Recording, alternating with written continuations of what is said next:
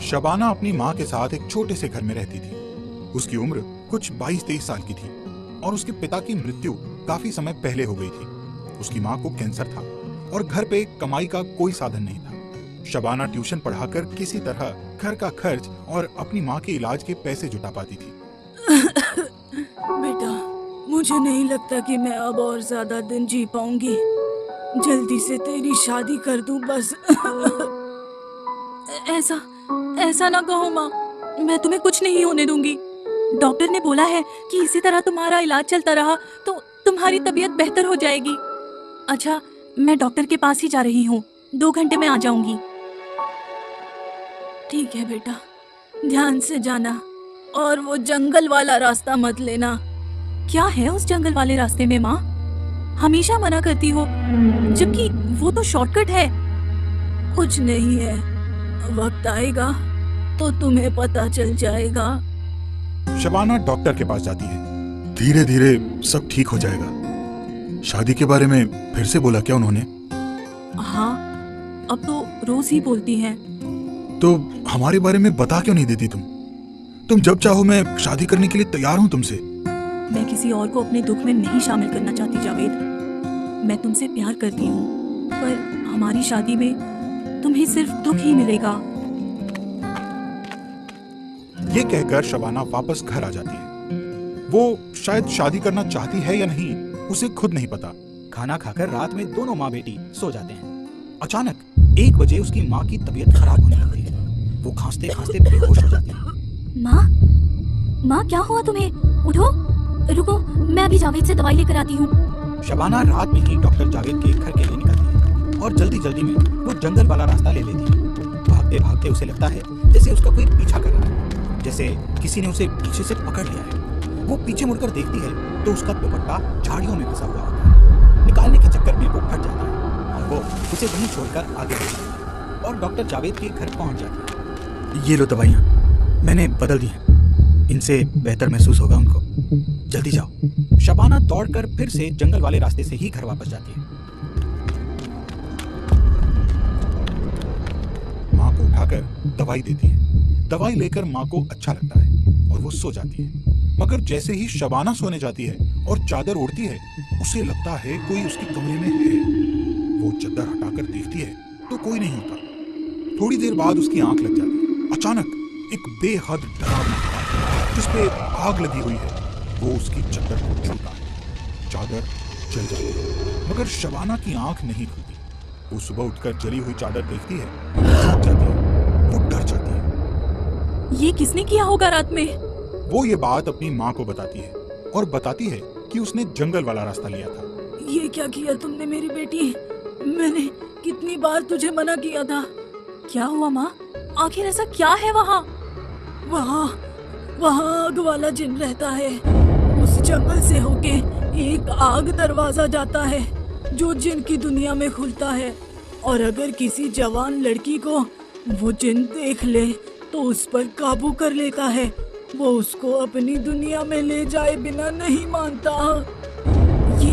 ये सच नहीं हो सकता माँ, ऐसा कुछ नहीं होता। शबाना डॉक्टर जावेद के पास जाकर उसको सारी बात बताती है। जावेद शबाना के हाथ पे अपना हाथ रखकर उसे दिलासा देता है, मगर जैसे ही वो शबाना को छूता है उसका हाथ जल जाता है। ये कैसे हुआ? मेरा हाथ कैसे जल गया? मतलब माँ ठीक बोल रही है, ये सब उस जिन का काम है। तुम्हें कुछ नहीं होगा शबाना। तुम मजार वाले फकीर बाबा के पास जाओ, वो तुम्हारी मदद करेंगे। शबाना वहां से निकलकर फकीर बाबा के पास जाती है।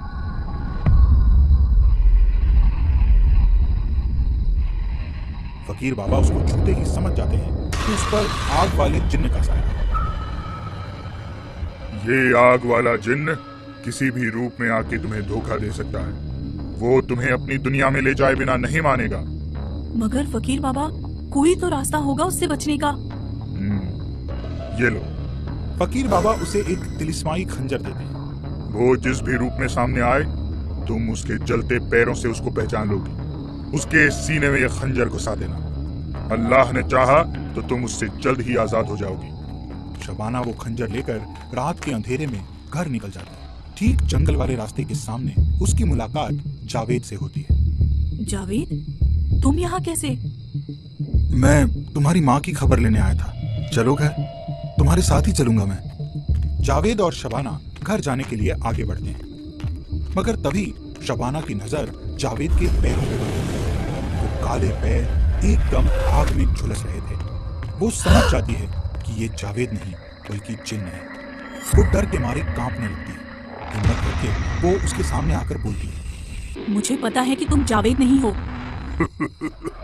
अच्छा, तुम्हें पता चल गया? ये शबाना जावेद से मिलकर फकीर बाबा के यहाँ जाने के लिए निकलती है।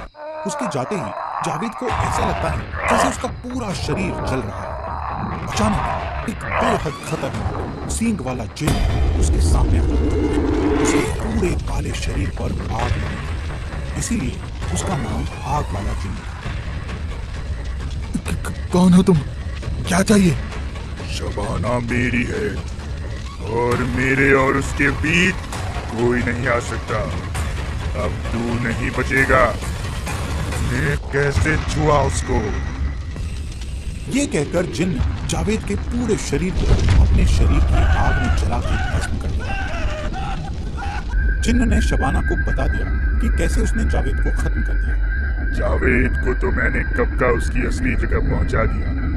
अब तेरी माँ की बारी है।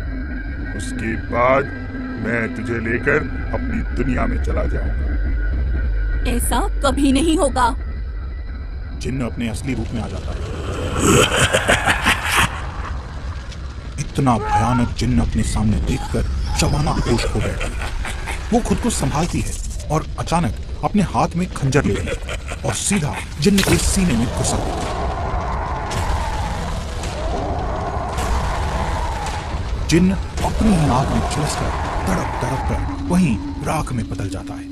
शबाना घर पहुंचती है और माँ को गले लगाकर रोने लगती है। क्या हुआ? क्या हुआ मेरे बच्चे? क्या हुआ? उस जिन को मैंने मार दिया माँ, मगर उसने डॉक्टर जावेद को जिंदा नहीं छोड़ा। माँ किसी तरह उसको चुप कराती है और धीरे धीरे कुछ दिनों बाद शबाना और उसकी माँ इस सदमे से बाहर आते हैं और शबाना फिर कभी उस जंगल का रास्ता नहीं लेती। उस जंगल में अभी और भी जिन्न हैं जो बस किसी जवान लड़की का इंतजार कर रहे हैं। राहुल और प्रीति तेज कदमों से घर की तरफ बढ़ते जा रहे थे। रात का अंधेरा बढ़ता ही जा रहा था और उनके कदमों की चाल भी। राहुल भैया, हमें इधर से नहीं आना चाहिए था। इस रास्ते पर ही तो वो चुड़ैल का घर पड़ता है। हाँ प्रीति, तुम ठीक कह रही हो। पर डरो मत, मैं तुम्हारे साथ हूँ। हम जल्दी से घर पहुँच जाएंगे। यहाँ वो दोनों आगे बढ़ ही रहे होते हैं। रास्ते में उस चुड़ैल का घर पड़ता है। वहाँ पहुँचते ही अचानक से तेज हवाएं चलने लगती हैं। स्ट्रीट लाइट भी जलने बुझने लगती है। तभी सामने आती है वो बड़े नाखूनों वाली चुड़ैल। इससे पहले कि प्रीति राहुल से कुछ कह पाती, कुछ समझ पाती, चुड़ैल प्रीति के बाल पकड़कर उसे ऊपर खींच लेती है। चुड़ैल आसमान में उड़ने लगती है। उसके बड़े शरीर के सामने प्रीति का शरीर एकदम छोटा सा लग रहा था। आज मैं इसे अपने साथ ले जाऊंगी, इसका खून पी जाऊंगी और अपनी भूख मिटाऊंगी। ऐसा कहकर वो चुड़ैल प्रीति के गले पर नाखूनों की चोट करती है। प्रीति के गले पर घाव हो जाते हैं और उसका खून चुड़ैल के नाखूनों पर लग जाता है और चुड़ैल नाखूनों पर लगा खून पीने लगती है। मेरी बहन को छोड़ दो, प्लीज प्लीज उसे छोड़ दो। मेरी बहन को छोड़ दो, प्लीज उसे छोड़ दो। चुड़ैल कोई जवाब नहीं देती है और कुछ ही देर में हंसते हुए वो अपने घर चली जाती है। राहुल दरवाजा खटखटाता है। प्रीति, मेरी बहन, छोड़ प्रीति को, छोड़। अंदर से कोई आवाज नहीं आती है। राहुल दरवाजा खोलने की कोशिश करता है पर थक हार कर वापस लौट जाता है।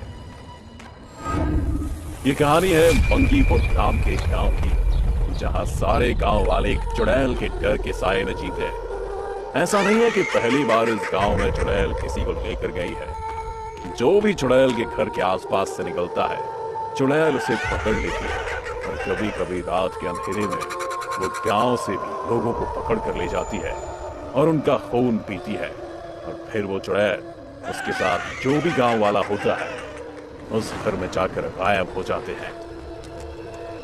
उस घर का गेट कभी कोई नहीं खोल पाता है, पर इस बार राहुल ने तय कर लिया था कि वो किसी भी हालत में अपनी बहन को वापस लाकर रहेगा। कोई मेरी मदद करे या ना करे, मैं जरूर अपनी बहन को बचाऊंगा। मैं आज रात को उस चुड़ैल के पास जाऊंगा, हो सकता है मुझे वहीं उसे पकड़ने का कोई तरीका मिले। राहुल ऐसा ही करता है। रात को राहुल जब चुड़ैल के घर के पास पहुंचता है तो वो देखता है कि एक छोटी सी खिड़की खुली हुई है। वो उस खिड़की के अंदर झांकता है। अंदर का हाल देखकर तो राहुल डर ही जाता है। अरे ये क्या, ये इतने सारे लोग ऐसी पीढ़ियों में जकड़े हुए, इनके शरीर पर कितनी चोटें और ये कैसे दर्द की वजह से रो रहे हैं। मेरी प्रीति, वो नहीं प्रीति, इतने दर्द में मेरी बहन और ये सब लोग भी, और ये टब में कितना खून भरा हुआ है। इतने सारे लोगों का खून मैंने इकट्ठा कर लिया है और उन्हें बोतल में बंद कर लिया है। मजा आ रहा है। चलो इन लोगों को और तकलीफ देती हूँ। ऐसा कहकर चुड़ैल उन लोगों पर वार करती है और वो सब दर्द से और चीखने और रोने लगते हैं। ये सब देखकर राहुल वहां से वापस आ जाता है।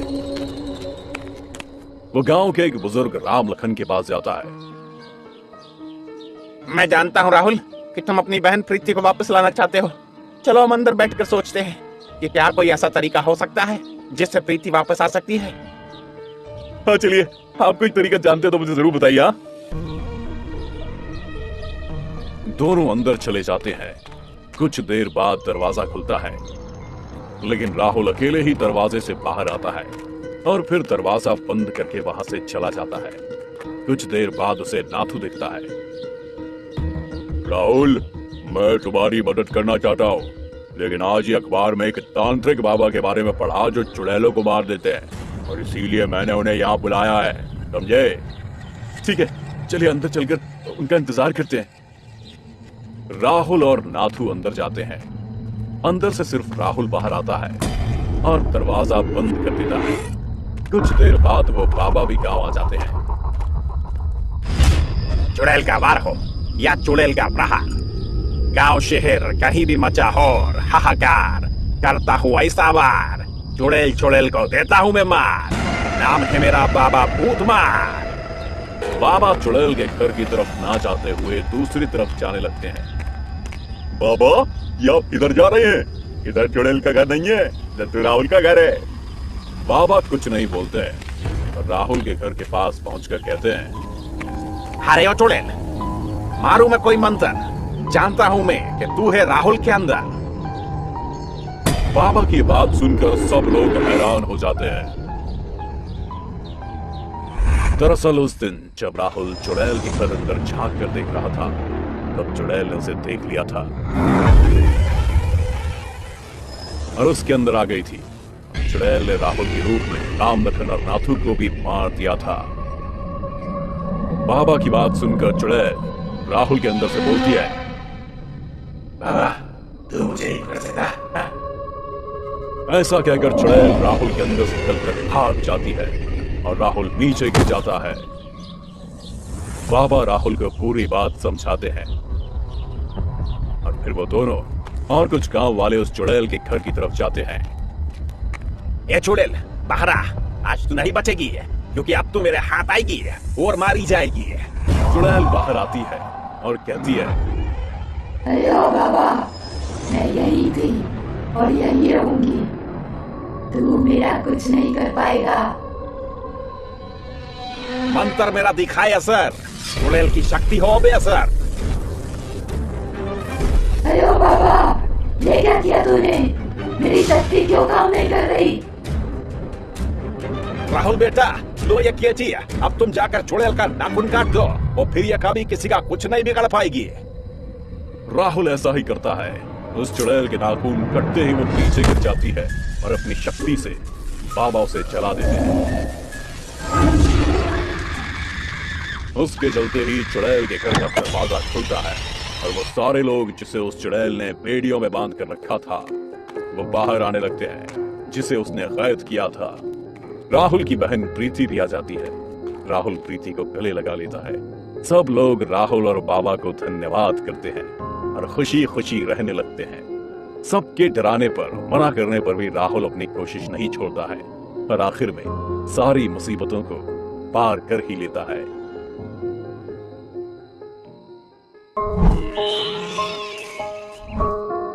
गुंजन आज बहुत एक्साइटेड थी।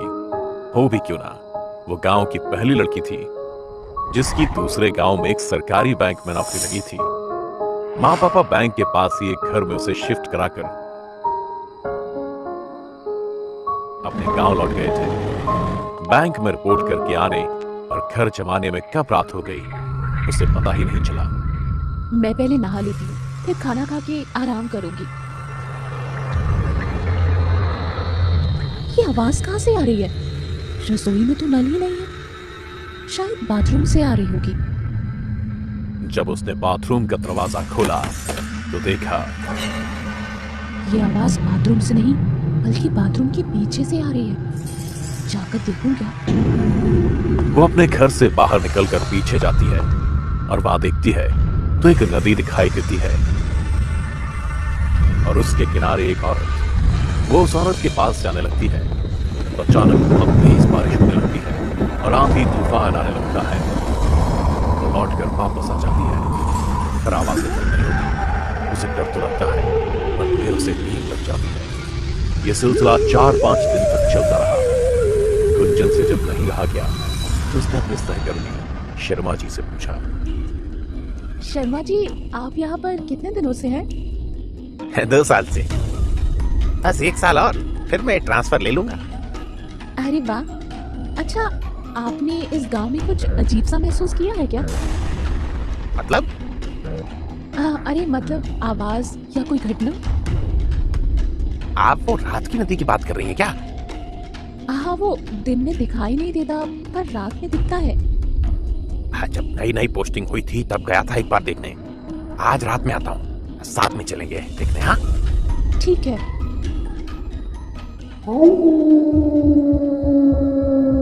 गुंजन रोज रात में आने वाली आवाजों से डरने लगी थी। उसने सोचा आज वो पता करके ही रहेगी। 10 बजे खा पी कर शर्मा जी आ गए गुंजन के दरवाजे पर। गुंजन भी इंतजार कर ही रही थी। दोनों नदी की तरफ चल दी। आपने सुना? यार हम वापस चलते हैं, मुझे डर लग रहा है। मैं तंग आ गई हूँ रोज रोज की आवाजों से। आज तो मुझे पता ही करना है। कल घर बदल लेना, मैं हेल्प कर दूंगा। अरे चलिए चुपचाप। वो लोग आगे बढ़ते हैं। नदी के पास उन्हें 6 औरतों का समूह घूमते हुए दिखता है। बड़ी हिम्मत करके गुंजन उनके पास जाकर पूछती है,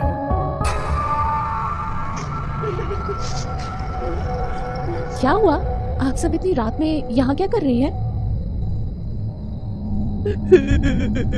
मेरे पति ने मुझे घर से निकाल दिया। क्यों? तुम्हें भी तुम्हारे पति ने घर से निकाल दिया क्या? नहीं, क्या आप सबको घर से निकाल दिया गया है? हाँ। क्यों? और आप सब यहाँ रो क्यों रही हो? अपने हक के लिए आपको लड़ना चाहिए। इस गांव के जो ठाकुर साहब है ना, उनके घर का रिवाज है कि उस घर की हर पीढ़ी की बड़ी बहू को शादी के 1 हफ्ते के अंदर मार दिया जाता है।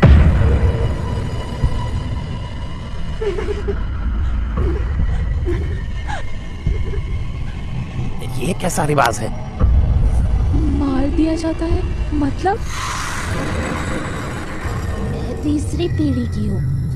ये मेरी सास है और ये मेरी सास की सास।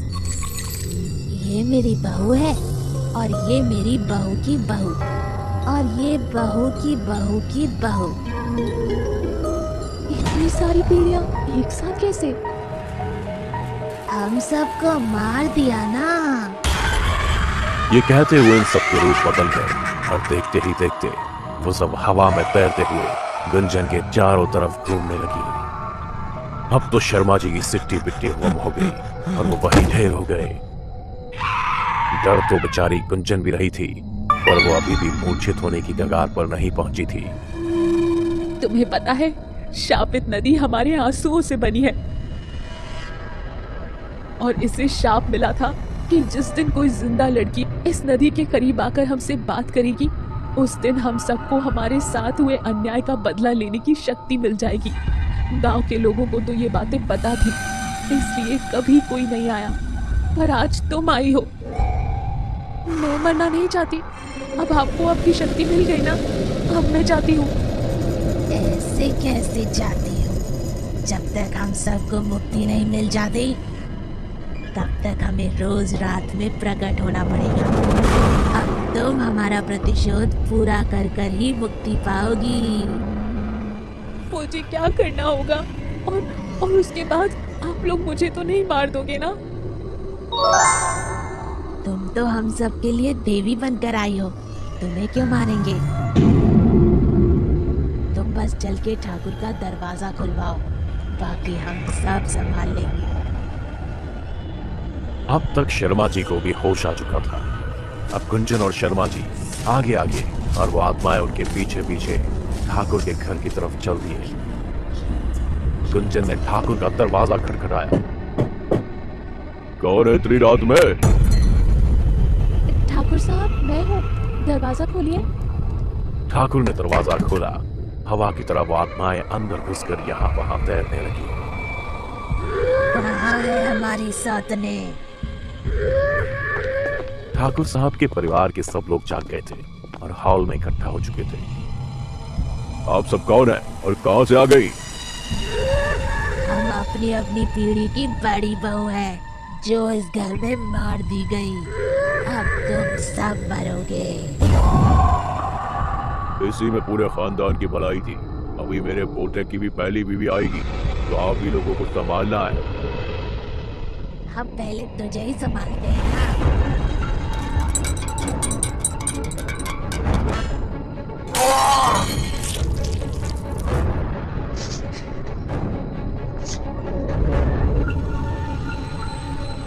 देखिए, हम जानते हैं कि ये बहुत गलत रिवाज है और मैं भी इसके खिलाफ हूँ। आपने दादाजी को तो मार दिया, पर अब कृपा करें हम पर और हम में से किसी को ना मारे प्लीज।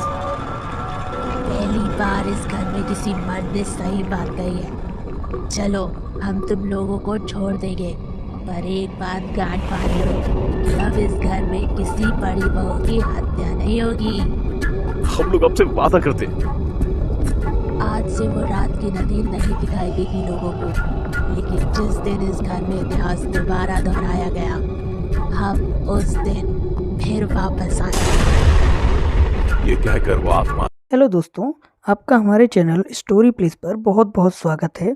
इसी तरह की और इंटरेस्टिंग वीडियोस देखने के लिए हमारे चैनल को सब्सक्राइब करके बेल आइकन जरूर दबाएं। Thank you.